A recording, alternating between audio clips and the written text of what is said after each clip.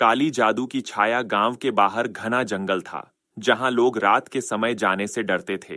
कहते थे, उस जंगल में एक पुरानी हवेली खड़ी थी, जो सदियों से वीरान पड़ी थी।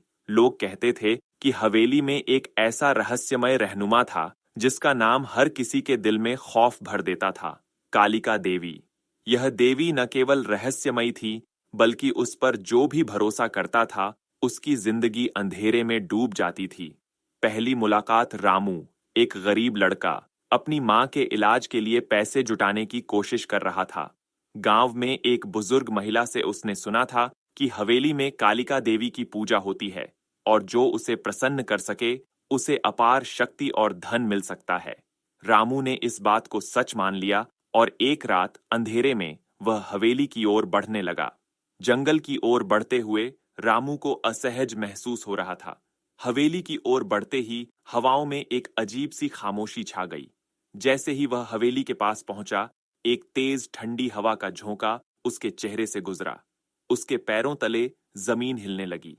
हवेली का दरवाजा खुद ब खुद खुल गया, जैसे कोई उसे अंदर बुला रहा हो। रामू अंदर घुसा और देखा कि पूरे घर में अंधेरा था, लेकिन एक कमरे से हल्की सी दीप्ति आ रही थी। वह धीरे धीरे उस कमरे की ओर बढ़ा। कमरे में एक विशाल मूर्ति रखी थी, जिसके सामने जलती हुई एक दीपमाला थी।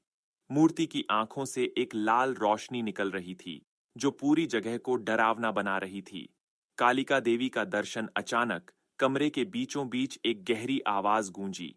तुमने मुझे जगाया है। तुम्हारे दिल में वह काली तृष्णा है जिसे मैं पूरा कर सकती हूँ। परंतु याद रखो, शक्ति की कीमत बड़ी होती है। रामू ने कांपते हुए कहा, मैं सिर्फ मां के इलाज के लिए पैसे चाहता हूं। मुझे सिर्फ एक मौका चाहिए। उसकी आवाज में खौफ था, लेकिन उसने साहस जुटाकर देवी के सामने हाथ जोड़ दिए। मूर्ति से एक कटा हुआ हाथ बाहर निकला, और देवी की आवाज ने कहा, तुम मेरे साथ एक सौदा करोगे। मैं तुम्हें जो भी चाहो दूंगी, लेकिन बदले में तुम्हें मुझे कुछ देना होगा। रामू ने बिना सोचे समझे सिर हिलाया। जो भी चाहिए मैं दे दूंगा। फिर देवी ने अपनी काली शक्ति से रामू की इच्छाओं को पूरा करना शुरू किया। अगले कुछ दिनों में रामू के पास अकूत धन और सुख सुविधाएं आ गईं।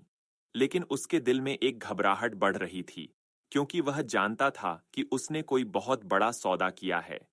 वह डरावनी रात कुछ महीनों बाद रामू को महसूस हुआ कि वह जिन चीजों से दूर भागना चाहता था, वे उसके पास आ गईं। उसकी सुख सुविधाएं उसे बोझ लगने लगीं।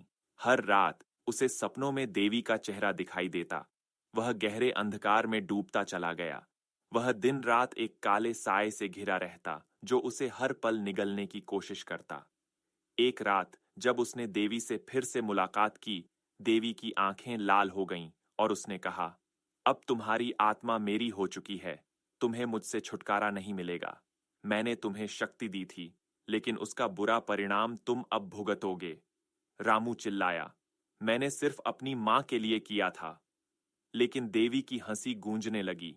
तुमने मेरी शक्ति ली थी, अब मेरी शर्तों को भुगतो। अगली सुबह रामू का कोई पता नहीं चला। गांव वाले कहते हैं कि उसने खुद को उस हवेली में समर्पित कर दिया था, जहां अब केवल काली जादू और अंधकार ही बचा था। हवेली के पास से कोई भी नहीं गुजरता था। एक काला साया हमेशा वहां मंडराता रहता था, जैसे रामू की आत्मा अब भी देवी के कब्जे में हो। आज भी हवेली के पास से कोई गुजरने की हिम्मत नहीं करता। लोग कहते हैं कि यदि आप ध्यान से सुने, तो रात के अंधेरे में काली देवी का हंसी का एको सुनाई देता है, और कभी-कभी रामू की आवाज भी, जो अब सदा के लिए उसकी शक्ति की गिरफ्त में है।